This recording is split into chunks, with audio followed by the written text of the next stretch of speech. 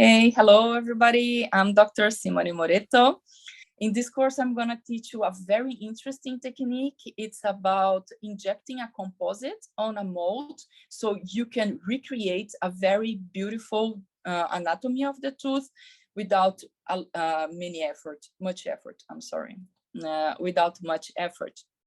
Also, we are going to discuss how to solve those complex cases that we often face in the clinics, like when there is a cusp fracture, how to build up again this cusp, how to work on the anatomy of the posteriors without having to adjust too much the occlusion, how to do direct veneers, for instance, with the injection technique, in which you're going to result a beautiful outcome that looks like an indirect restoration. So instead of sending the restoration to the technician, you can perform it yourself on a much faster, easy, and predictable way.